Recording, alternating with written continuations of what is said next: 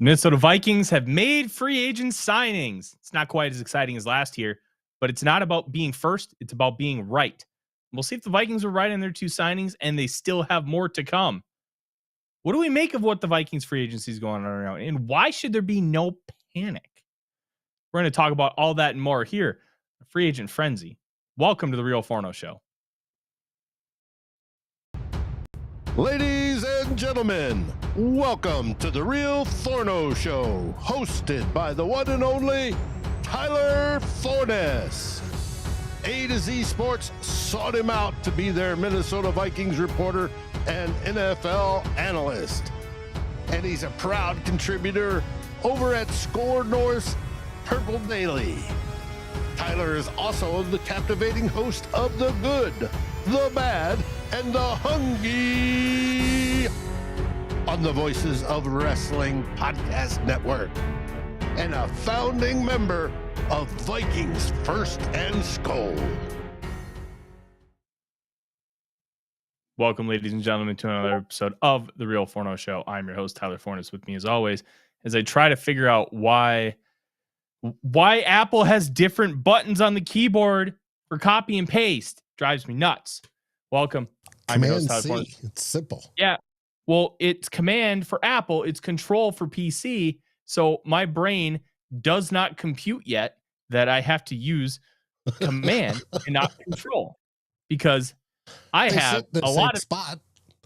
No, it's different on this keyboard. I have a Logitech wireless that I bought because I had to use my broken laptop. Mm-hmm. Yeah, well, this was compatible with my other broken laptop because I had to use that for a while.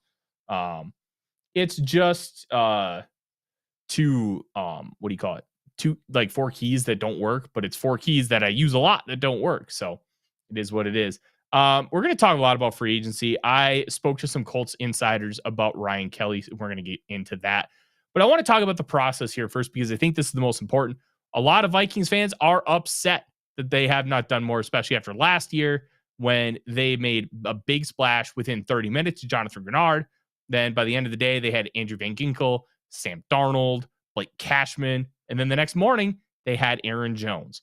Within 24 hours, the bulk of their free agency class was done, and they got 3 Pro Bowlers and a second-team All-Pro out of it.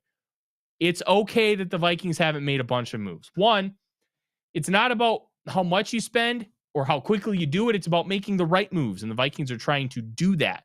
Two, we don't know the context of why they're not getting certain players. Some of it's going to come out, but guys like Charvarius Ward, DJ Reed, we don't know what the Vikings offered, and we don't know what their interest was in coming here yet.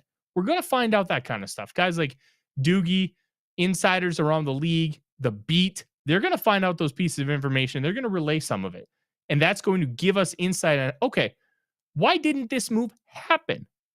It's not necessarily because the Vikings didn't want him. Remember last year with Christian Wilkins?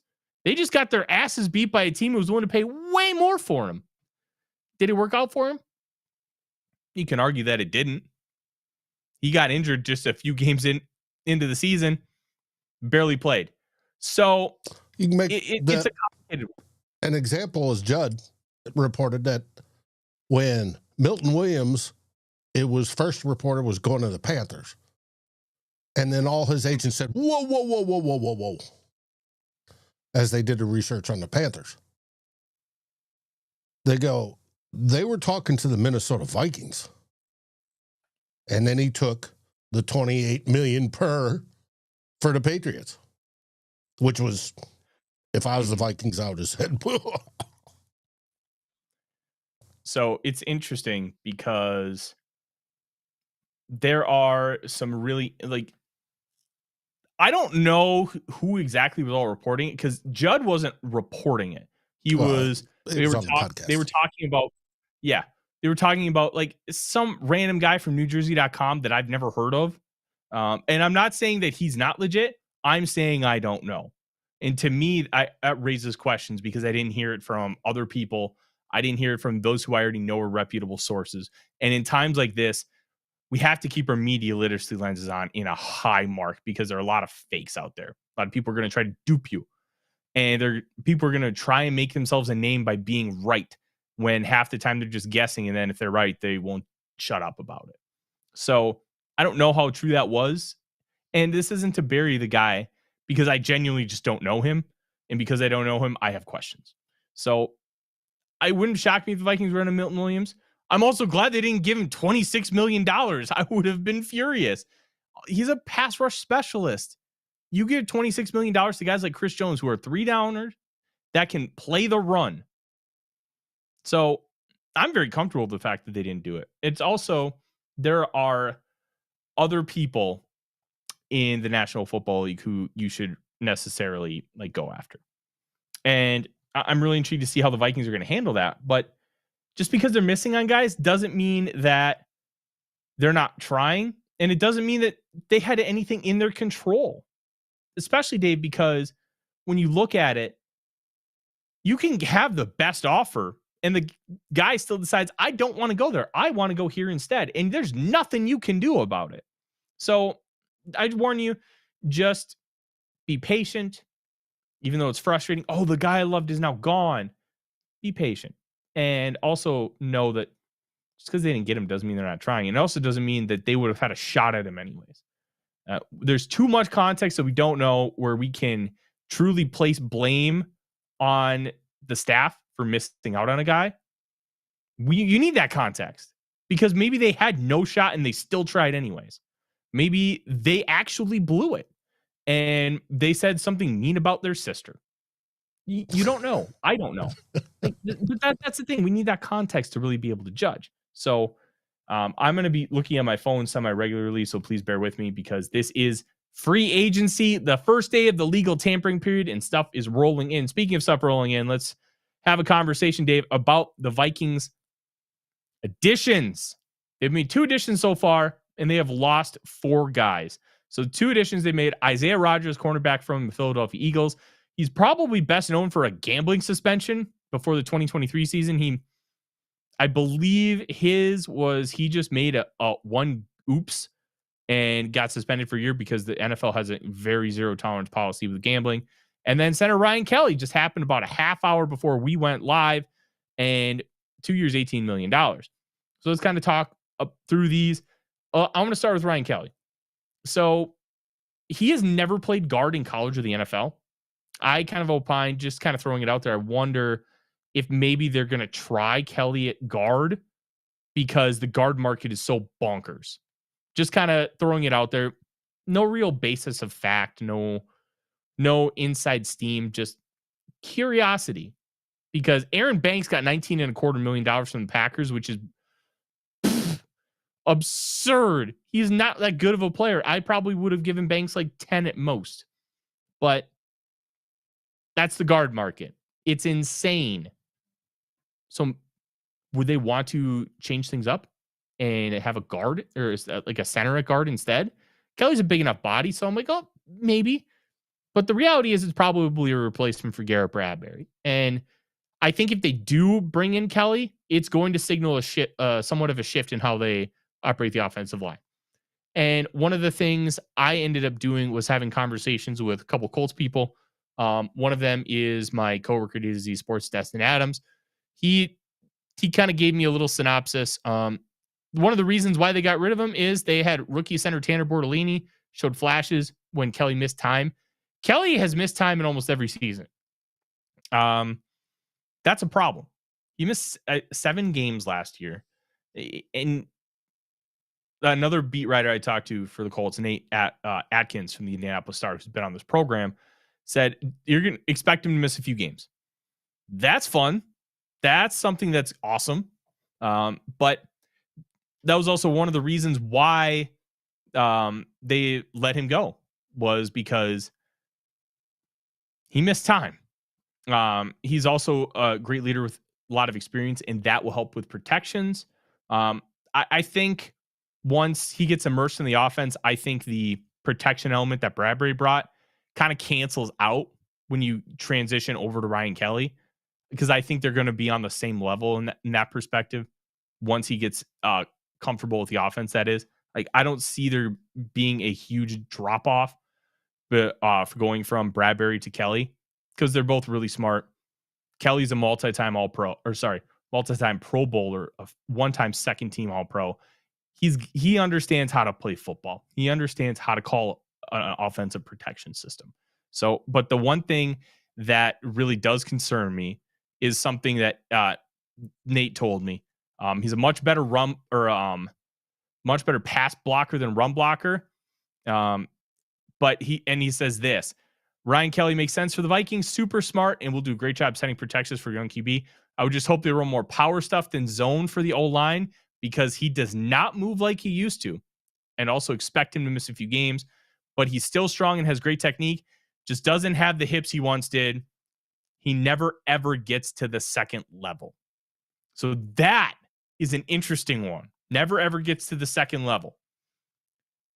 I wonder how much of that is just that's what they wanted to run in Indianapolis, and how much of that was Kelly, and how much of that was the surroundings. I genuinely don't have an answer to that. This is me just kind of opining and trying to understand what's going on, trying to understand who this player is, because I'm going to get to the film we're going to watch, and we're going to try and parse out the minute details of what Kelly is and try to understand what kind of player he is right now.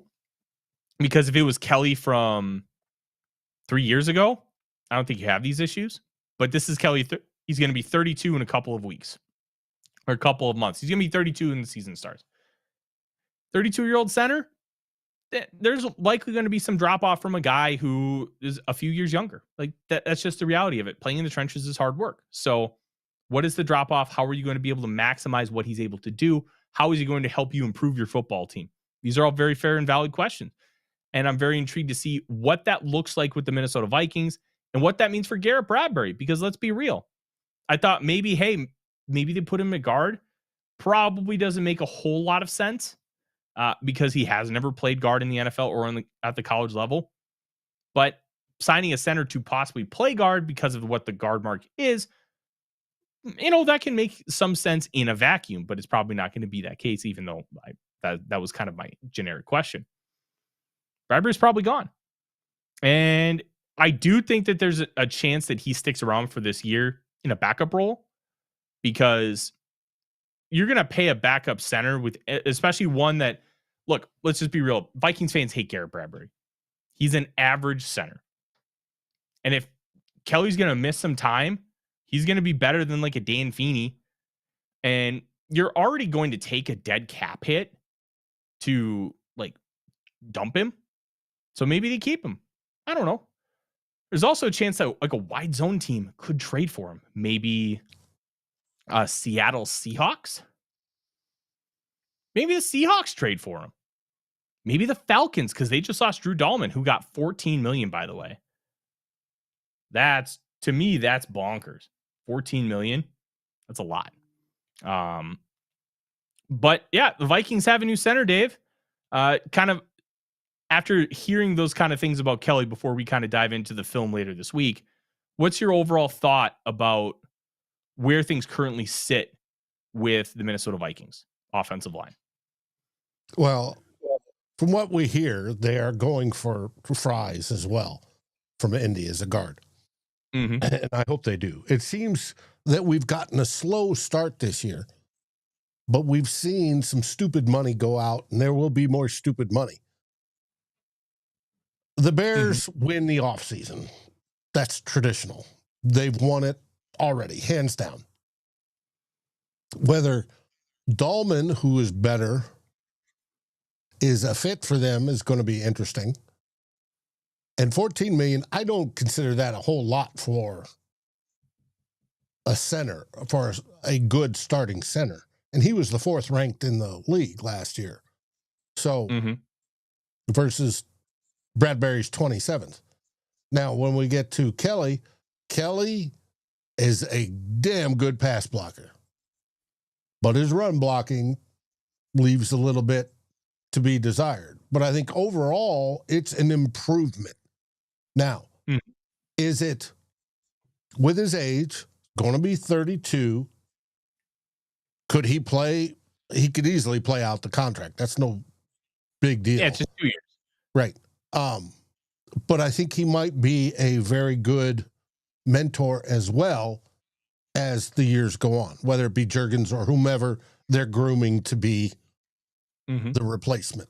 You know, hopefully we find somebody in the draft that steps up and just dominates. But whether it be Juergens in past drafts or in this draft or next draft, I hope we do. Yeah. From what I gather, Kwesi has a lot of people they're talking to. We know of, what's his name? Allen, defensive tackle that was released by the Redskins. Jonathan Allen. He's there visiting today. He's visiting there today, and he could sign because he was released. It's they're still cooking. I'm not worried about it. Now the Green Bay Packers signing. I thought that I was shocked. One, that they did it, and how much they paid for him. But because Green Bay doesn't dive in the deep end on free agency, they rarely do that. But hey, maybe there's a new Green Bay. We'll find out. But I'm not worried so far. Yeah, I'm not either. They're going to make moves. And let's just be real. Kwesi is very calculated about how he spends the money because he finds ways to get value. And like Josh Oliver, remember when he was the first signing a couple years ago, 3 years, $21 million, we're like, what? Then I kind of looked at him like, I think because wide receiver twos are going for such bonkers amounts of money. And I still think like, I like Darius Slayton. Is he worth $12 million? Or would you rather just draft a guy like that? That's kind of where we're at with some of these positions. So you get a second tight end who can be a great blocker, who can also take advantage of you up the seam. That's got a lot of value, especially when you're in 12 personnel and base packages. So I thought he was kind of trying to exploit the market that way. And that's kind of how his brain works. How do you maximize your market? How do you maximize what you can do? And those elements are so key because it's not just about raw talent.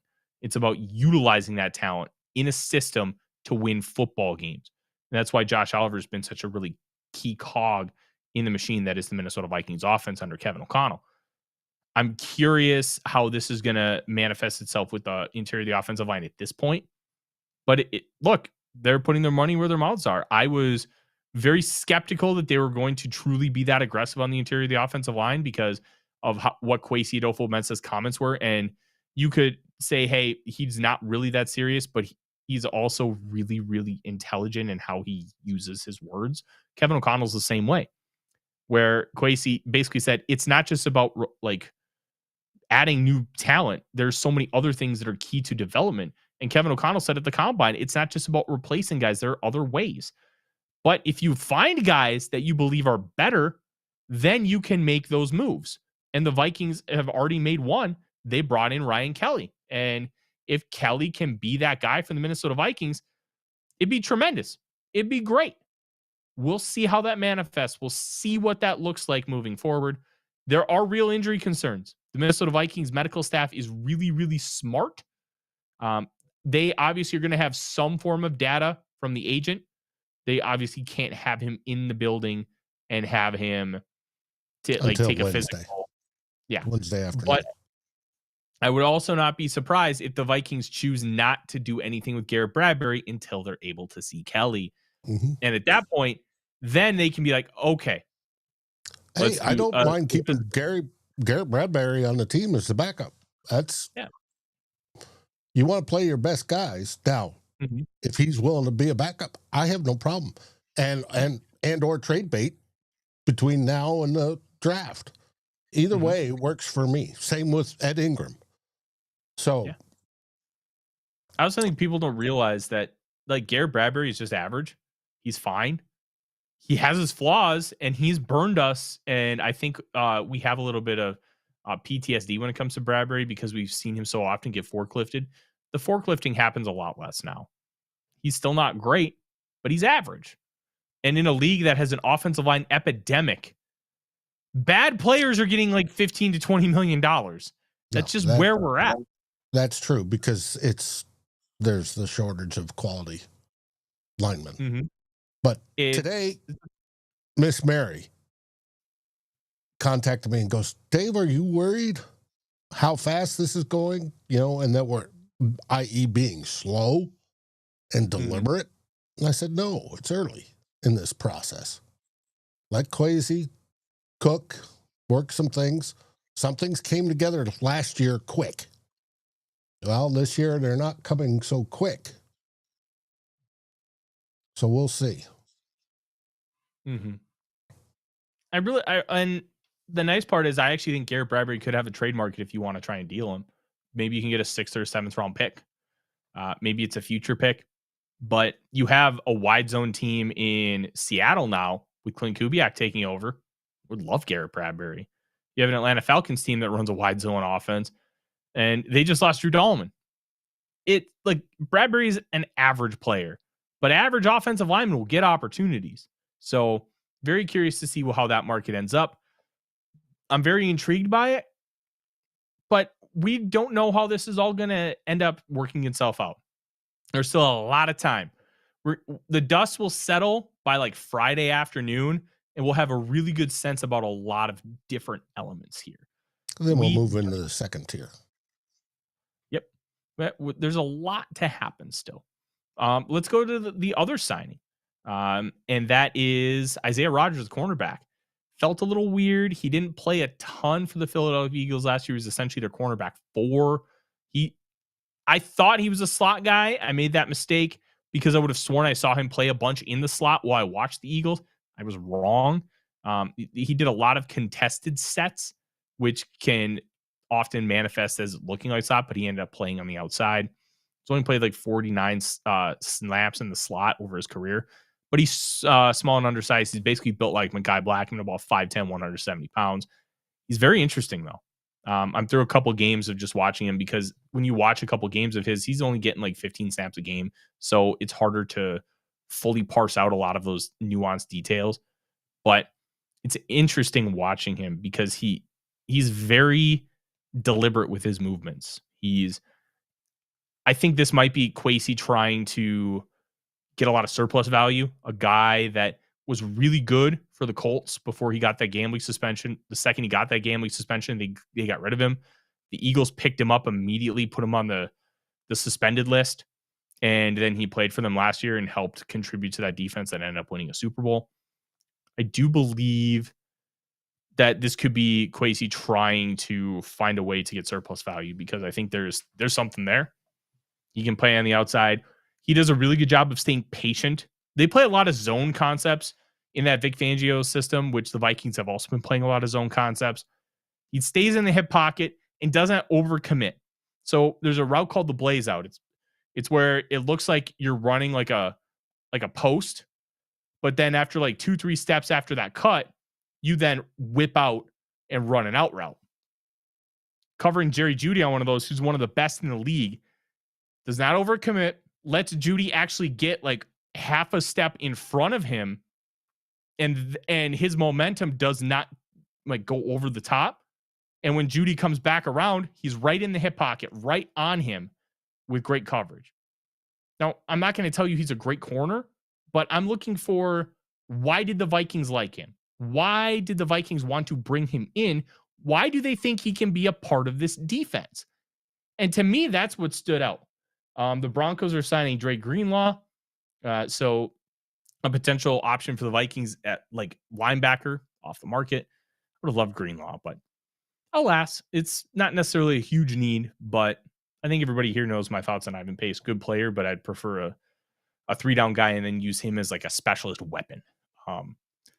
But anyways, I think there's stuff to get out of him. There's stuff to get out of Rodgers. He's built like Mekhi Blackman. He's going to play like Mekhi Blackman. And I also thought, I want to bounce this off of you, Dave. I'm wondering if this Vikings team is in a position where Kwesi Adofo-Mensah does not value cornerback that much. And here's what I mean by that.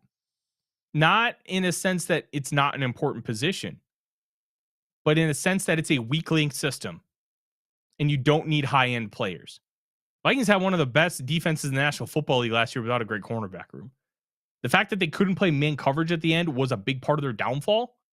But that was also a patchwork group because they lost Blackman, they lost Kyrie Jackson, 2 young guys they thought they were going to have. And that changes everything. So I'm wondering if he just believes in more of a collection type unit versus paying a guy like Bradbury or not Bradbury, like Darius Slay, DJ Reed, Carlton Davis, Travarius Ward, all of which have agreed to terms with teams today. Does he believe that it's a better approach for a collective versus paying a guy buku bucks? I think it's an interesting hypothesis, one that I've kind of thought about a lot. And especially with the signing of a guy like Rodgers, it kind of raises that red flag for me. Like, hey, maybe this is a real thing. Plus, now we're starting to see more of an archetype of what the Vikings want a corner. They signed Byron Murphy Jr., they drafted Mekhi Blackman. Now they're signing Isaiah Rodgers. They like undersized, feisty corners who can punch you in the mouth and play man coverage.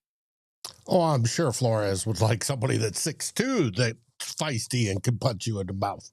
But harder to find those guys. I know. And Murphy is supposedly, from what I'm hearing, is still in talks with the Vikings. The Vikings haven't given up on him. And I haven't heard that he signed anywhere else.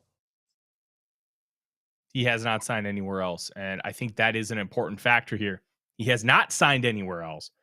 Or we should say agreed to sign somewhere else. Yes. Agreed to terms. Mm-hmm. But I think they did draft Kyrie Jackson. But Kyrie Jackson was kind of built like an alien, where he was really tall, really long, and really athletic. But he was also 25 with like 0 production. So he was just a weird prospect when you kind of look at the whole package. And obviously he tragically passed away last summer in a car accident. But it's the archetype is what we're talking about. What does the archetype look like? And I think the archetype for the Vikings defense and how they want to build out their cornerback room is going to be more like Mekhi Blackman than is going to be more like guys like Kyrie Jackson. I don't think that they're going to stick to, hey, it has to be this archetype because they have veered toward other types before. Andrew Booth Jr. isn't either one of those archetypes. He was like 5'11", but he was like 200 pounds. Like he's just a little shorter. He's not small. Whereas Rodgers is small. And I think that trying to see what the Vikings want to do, it's really, really interesting. Trying to pinpoint what they actually like. And now, Chris pointed out here, Forness, is it true that Bubba Bolton might be the biggest free agent signing in the last decade? That people were freaking out about the Bubba Bolton signing. It's just a 90-man roster signing. This is like when the Vikings signed Jalen Redmond. It means nothing till it means something. Right. He didn't have a preseason snap last season. So he played in the UFL last year. Yeah. Now, what I find interesting, going back off topic and back to Kelly was signed by Ryan Grigson, was drafted by Ryan Grigson. Oh, that's a really good point. It also is interesting. Krasinski. It also is really interesting too, Dave, that Will Fries, and it is Fries, friend of the show, Matt Freeze, is also spelled like fries, but it's not pronounced that way. And Will, it's pronounced like French fries. He played next to Kelly all 4 years. So is that going to be a huge draw to get him here? That's an intriguing element to this whole conversation. Did they maybe sign Kelly so they could get Fries in the building? I don't know. But you know what? It's a good conspiracy theory. Let's talk about this from Freddie. Can we put the Aaron Rodgers rumors to bed? I think he's going to end up a Pittsburgh Steeler. And the second he does, I'm going to be like, thank you, God. I don't want anything to do with this. And I feel sorry for those Pittsburgh Steelers. I don't like Rodgers. I've never liked Rodgers. before all the stuff came out about Favre, the the Mississippi fraud allegations, the Jen Sturger pick allegations. Even as a Vikings fan, I kind of liked Brett Favre because he always just played this game like he was a kid. Yeah, and he loved the game. That was without a doubt. Yeah, you can respect that. You can enjoy watching a player when they're not playing against you. But Aaron Rodgers never had that. I never liked watching him play. I always thought he was kind of a dick. And I don't want anything to do with him on my football team.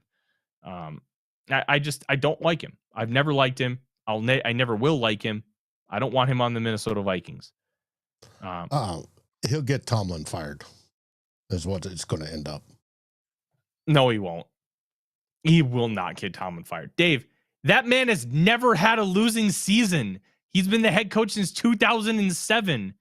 He had a winning season with a guy named Duck Hodges.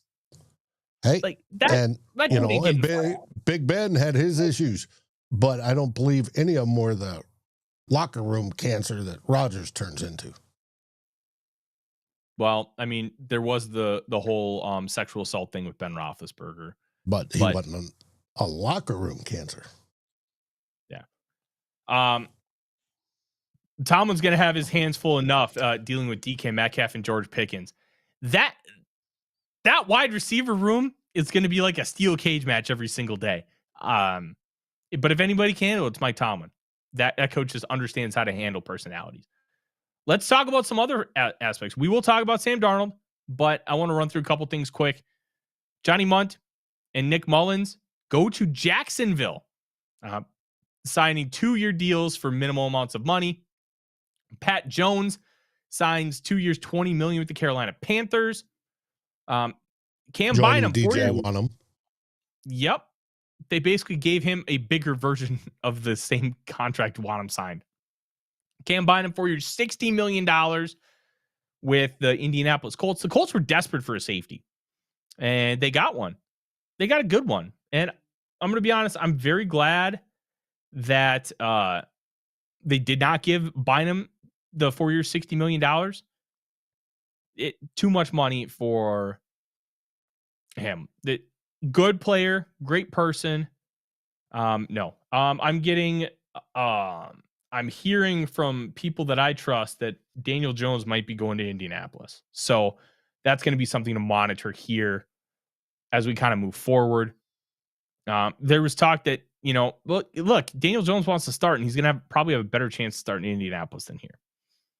So the Vikings are going to still be looking for a backup quarterback. I would say Gardner Minshew, because he started a bunch, he's played in a bunch of systems, and he won't count towards the compensatory pick formula. That's the big one for me. Comp pick formula. Try and maximize it. He and Jacoby Brissett are really close. Comp pick formula. Focus on that in those instances. But now, Sam Darnold gets $500,000 more than Baker Mayfield did last year. 3 years, $100.5 million. $33.5 million per season. Good for Sam Darnold. I have seen it reported in many places that it's up to $115 million.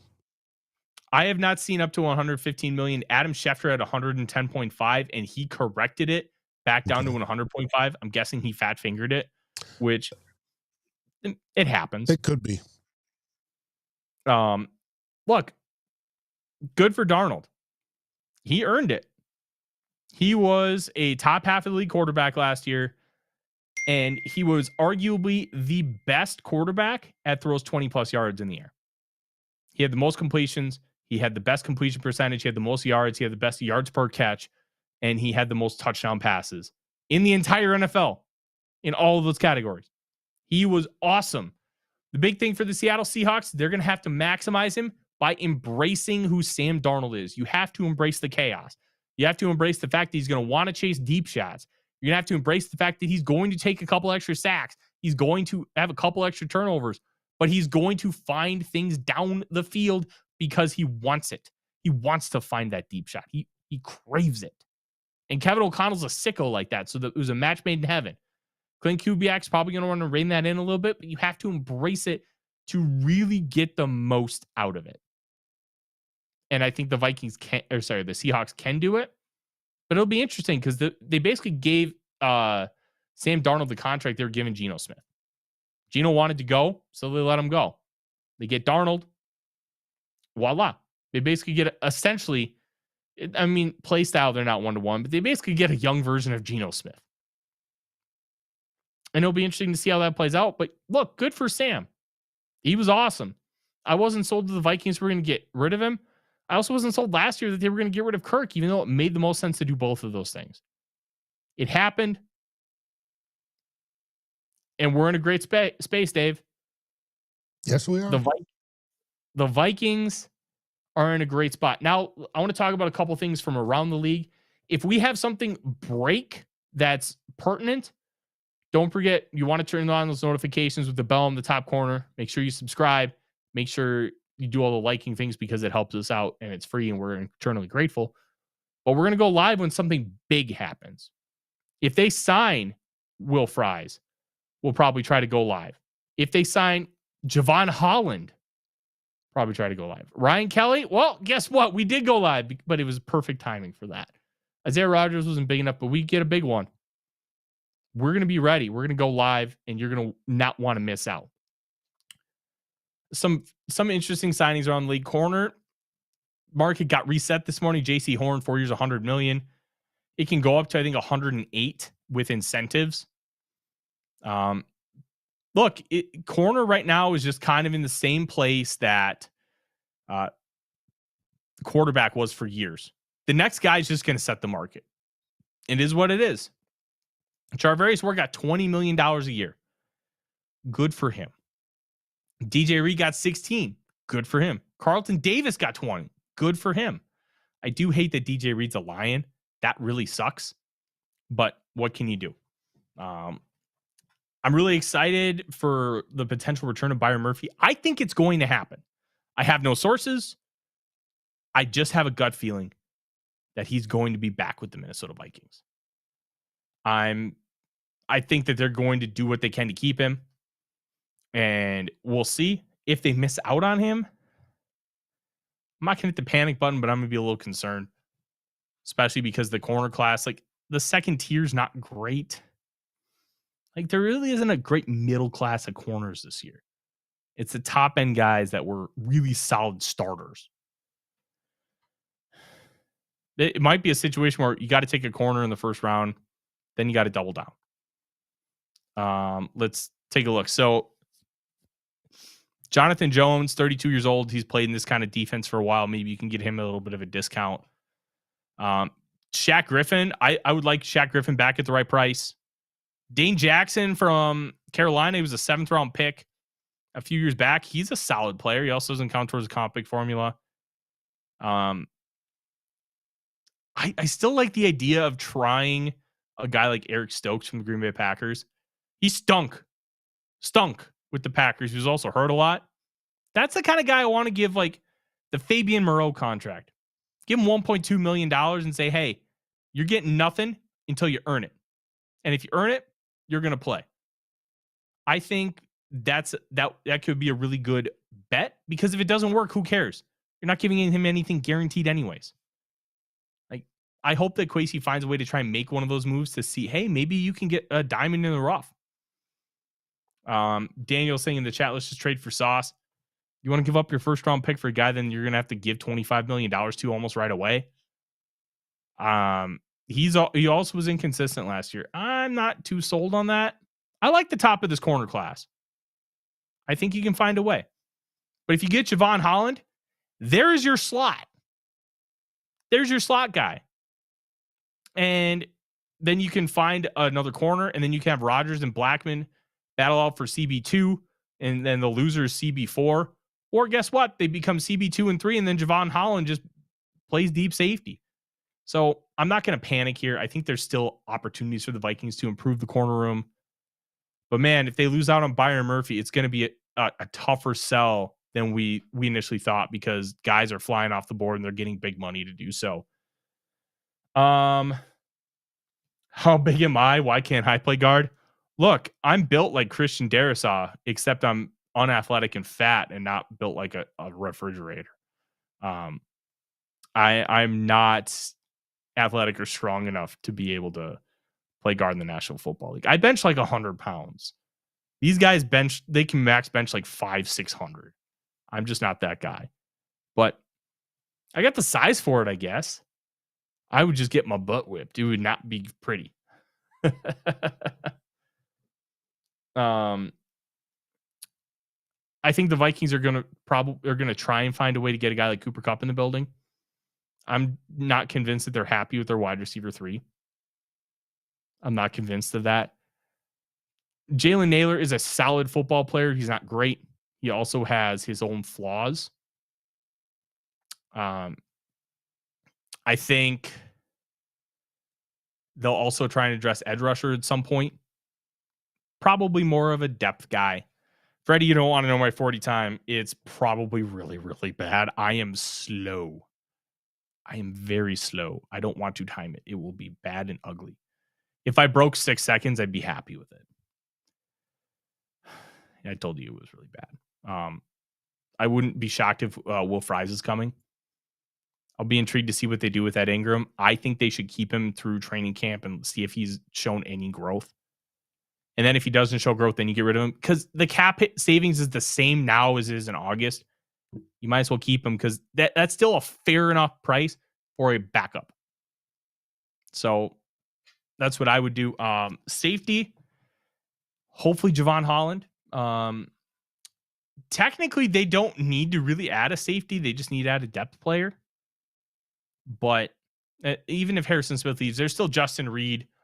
You could get a guy like Justin Simmons on a 1-year deal.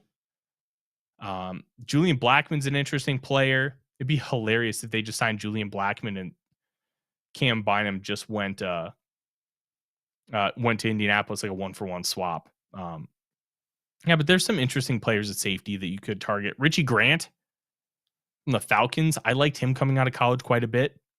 Haven't really seen what he's doing, what he's done in the NFL. Gaetano's Christmas channel. Tyler's 40 is timed using a calendar. That one is good. That is excellent. Bravo, sir. Bravo. Yeah, I think the Vikings are going to be fine. They're going to pursue some talent. They're going to get some talent. And there's a lot of different things that they can do. We'll see. We'll see. There's a lot that's still going to happen. Dave, do you have any kind of predictions today? Just that we're going to get the guard we wanted. And it's going to continue. Like I told Mary, it's early. There's still a bunch of big names. And we haven't even got, years ago, it used to be the biggest names would go on a tour and visit this team and that team and this team and that team and this team. And it's now gotten all compressed into this, we got to have it in 15 minutes. Yeah. Well, there's still some holding off, right? You may have a married player that says, hey, look at the grades that Minnesota gets, and that helps a lot. Here, let's hop on some real estate. Let's see how the housing is. How's the crime rate? How's this? And then they start comparing. And all the while, their agents are talking to the teams. And what's your best offer, Minnesota? And they come back, all right, raise it of, $4 million and an extra year, and you got a deal. And let's see. But yeah, Daniel, you wish you had my optimism. I'm just saying that's generally the way it tends to go. Just like Chicago winning the offseason. It tends to go that way. And then they blow up during the season. Yeah. I think we'll be all right. I think so too. I also want to give a big shout out to the Green Bay Packers for arguably the worst free agent signing today. Aaron Banks, 4 years, $77 million, $19.25 million. What are you doing? That was bonkers. Milton Williams getting $26 million. I'm very happy the Vikings did not pay that. 26, I heard 28. I saw 26. But that's ridiculous. Now, No. Chris Daniel's talking about Fries will be around 23. To me, it's worth it. I don't know what Fries will be because he's coming off that broken tibia, and he's never had, to my knowledge, like Will Fries is a projection versus being a concrete player. I don't know what he would fetch. I don't know if he's going to be the kind of guy to get 23 because the guard market's been kind of weird so far. Aaron Banks got a boatload of money. Patrick McCarry got 12. So is Fries going to get 20? I have doubts, but I also wouldn't be surprised. I just have no idea what he would get. And well, the projections this year from PFF seem to be off. It's because Brad's no longer doing it. Brad Spielberger. Well, that's a big part. That could be, and it's also the influx of money. Yes, the cap raises and it went up. The 20 some odd million, it went up, and cap inflation's a deal, and it hits in free agency. But the agents are looking down the line here in 3 years. Mm-hmm. This will be a bargain, and they're raising their prices to reflect that. So here's my challenge. Do you really want to pay $23 million for a guard? I understand if it solidifies the O-line, yes. We have some PTSD about the guard position, and it's well-earned, well understood. I don't want to spend that much money on a guard. I would pay that much money for a top corner. I would pay that much money for a top edge, a top DT, but a guard. If I can get an average guard for 10, I would take that over Will Fries at 23. That's a lot of money. And to me, it would be just it would be what the Patriots are doing. Because Milton Williams is set to get like $20 million a year from the Panthers. And the Patriots jumped in because we have this boatload of money and we need to pay people to come to this disastrous franchise right now. So they gave him an extra $5 million a year. I have trepidation doing that. And I understand what the idea of Will Fries is and how good he can be. But it also doesn't feel like a Kwesi Adofo-Mensah move to fork up that kind of money for a guy who's not proven to be a superstar. Because he's forked over big contracts. Jonathan Grenard, but that was a premium position in $19 million a year, and he came off of a huge season in 2023. Justin Jefferson, biggest wide receiver contract ever.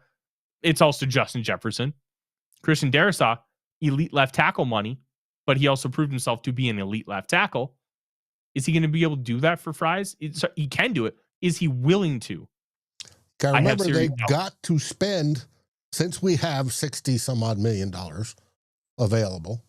Well, no, they don't. To start off this, they have to get to the minimum.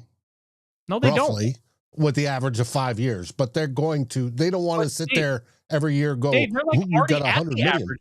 They're already at the average for 5 years. Like right now, they wouldn't have to spend another dime. And I think that's something that Kwesi's probably weighing because his free agency class isn't exactly great. So if his free agency class isn't great, why would I overpay a guy who I don't necessarily love when I can save it and then fortify my roster with guys next year? Yeah, but you got to win this year. Competitive rebuild, remember? Sure. But I think you can still do that without giving somebody a true market level deal that you still have questions on. And you know what? They may do it. And if they do, good for them. They found a guy that they believe is that good and they're paying him like it. But it feels like against what Kwesi Adofo-Mensah's MO has been. If it were Trey Smith, I think that deal would get done. Because Trey Smith has already proven it. He's proven that he's his guard at such a high level. Fries played 6 games this year? Right, but he played previously. Not to my knowledge, not at a super high level, not like at the level where he would deserve $23 million a year. I'm gonna do the thing I don't like. I'm gonna look up the PFF grades because I don't have time to actually go and watch the film while we're doing the show. I was looking up Pro Football Reference. All right. Yeah, so if you want to go by PFF grades, his first full year as a starter was 2023, 61.2. In the 5 games he played this year, 86.9. So he did show a lot of growth if you want to go by the Pro Football Focus grades. I mean, this guy was a 7th round pick 250. Mm-hmm. So if you want to go by that, a banger of a hit if you get a starting guard out of that. If you're Indy. If you get a starter in round 7, that's a massive, massive hit. And that's why we talked about, like with draft hits, you have to put that into context. Context matters so much. But it'll be interesting to see if Kwesi Adofo-Mensah is willing to do it. I don't know. He hasn't been really willing to fork over huge buku money for a guy who hasn't proven himself with a substantial track record. Like, one full season of really, really good play was enough to get Jonathan Grenard. Is 5 games on 268 snaps enough for Will Fries? I don't know. We'll see. But that's going to be all for tonight. Like I said, if a Will Fries signing happens, we'll be back. If another signing happens that's big, we will be back. And we will also be back on Wednesday night talking Minnesota Vikings. And it's a very fun time of year, guys. It's very fun. Don't be surprised, really, if they do anything. If they don't spend much money, if they spend a lot of money, if they do something in between, the Vikings are going to be very calculated and aggressive with those calculations. So they're going to identify what they want to do. They're going to pursue it relentlessly. But they're not going to just spend to spend. If they don't like what they see, they will just keep their money. Because Kwesi Adofo-Mensah is too smart and efficient with his resources. And it's a limited pool of resources to just throw money at somebody that they don't love. And I'm intrigued to see what this ends up happening. And Sal will be on Thursday night this week. Oh, perfect. Just for this week. So letting everybody know. Awesome. Well, thank you guys so much for joining us. Over 170 people in the chat tonight. Thank you guys so much. Like, comment, subscribe, ring the bell for the notifications so you know when we're going live. I'm Tyler. He's Dave. Enjoy free agency. SKOL Vikings. SKOL Vikings. Like, subscribe, and ring the bell to get notifications. It helps us grow this community that we all love, our Minnesota Vikings. And on behalf of Tyler Forness and myself, Dave Stefano, thank you so dearly for watching The Real Forno Show. SKOL, everyone!